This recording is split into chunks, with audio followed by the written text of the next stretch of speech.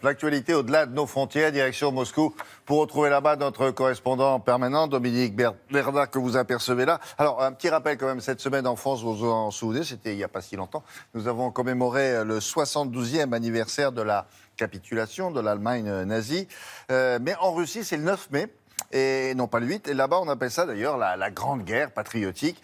Et avec sur la place rouge à Moscou, vous connaissez ça, c'est le traditionnel défilé militaire. Mais là, il a pris une telle ampleur. Alors Dominique, est-ce que ça a toujours été aussi spectaculaire ou depuis l'arrivée au pouvoir de Vladimir Poutine, ça a pris une ampleur particulière? Bonjour. Bonjour William. Eh bien, écoutez, ça dépend des époques. D'abord, pendant longtemps, pendant 20 ans après la fin de la guerre, il n'y a pas eu de défilé militaire du tout. Et puis, en 1965, sous Brejnev, en pleine guerre froide, on a vu pour la première fois sur la place rouge des missiles intercontinentaux qui en réalité étaient des maquettes, mais de loin, eh bien, ça ne se voyait pas. À l'époque soviétique, la grande fête nationale, bien évidemment, c'était l'anniversaire de la Révolution d'octobre. Mais à mesure que s'effaçait le souvenir de la Révolution, à mesure que disparaissaient les derniers acteurs, les derniers témoins, et bien petit à petit, c'est l'anniversaire de la victoire sur l'Allemagne nazie qui est devenu leur 14 juillet à eux.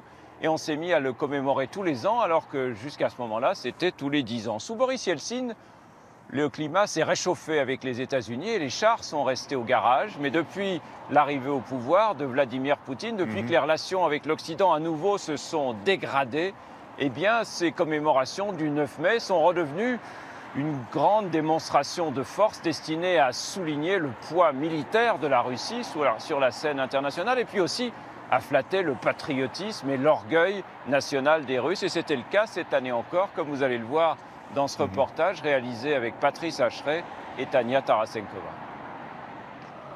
Le thermomètre ne dépasse pas les 3 degrés. C'est novembre au mois de mai ce matin à Moscou. Mais il en faudrait plus pour décourager les survivants de ce que l'on appelle ici la Grande Guerre patriotique. Une histoire dont les pages les plus héroïques, 72 ans après la victoire, sont au programme de toutes les écoles de Russie. Si nos soldats n'avaient pas été aussi courageux, s'ils n'avaient pas gagné aujourd'hui, on ne serait pas un peuple libre. Oui, on serait les esclaves des Allemands dans notre propre pays. Ils nous auraient envahis, tout simplement. 72-й годовщиной победы в Великой Отечественной войне.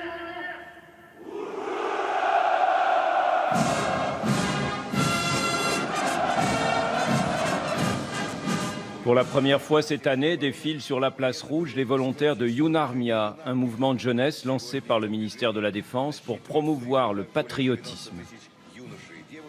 Ils seraient déjà 30 000 à travers le pays. Derrière eux, toute la puissance militaire de la Russie, une démonstration de force à laquelle ne manquent que les avions, les hélicoptères, cloués au sol par le mauvais temps. Depuis 3 ans, les autorités ont repris à leur compte ce qui était à l'origine l'initiative d'un seul homme dans la ville de Tomsk en Sibérie.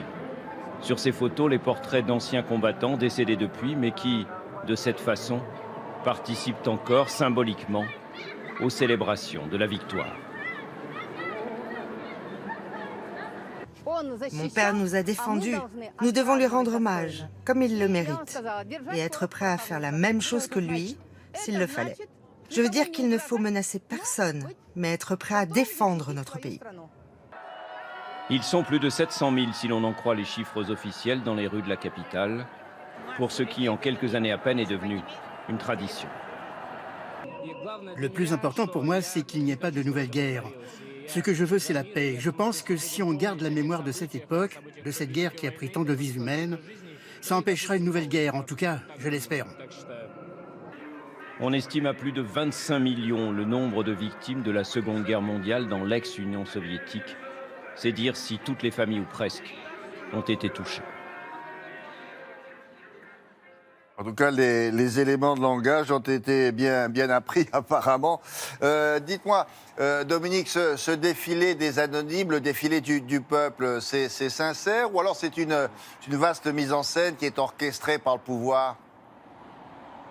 Écoutez William, j'ai envie de vous dire les deux, mon général. À l'origine, c'était une initiative individuelle, celle d'un homme de Tomsk en Sibérie qui avait l'habitude, quand il était petit, d'aller au défilé du 9 mai avec son grand-père. Et puis quand son grand-père est mort, eh bien, il était triste et il a voulu que son grand-père l'accompagne encore. Alors il a imprimé sa photo et il est allé au défilé avec son portrait. Depuis, ça a été complètement récupéré par le pouvoir, vous l'imaginez. Mais franchement, le souvenir de la Seconde Guerre mondiale est encore extrêmement présent dans la mémoire des Russes. Et je peux vous assurer que la grande majorité des gens qui participent à cette marche qu'on appelle la marche du régiment des immortels, l'immense majorité des Russes qui y sont et y vont très spontanément, et tous ceux qu'on a rencontrés, qu'on a interviewés, que vous avez vus dans ce reportage, je peux vous assurer que ce n'étaient pas des figurants, c'était vraiment des gens qui étaient sincèrement heureux d'être là et de rendre hommage à leurs grands-parents, leurs parents qui ont participé à la guerre.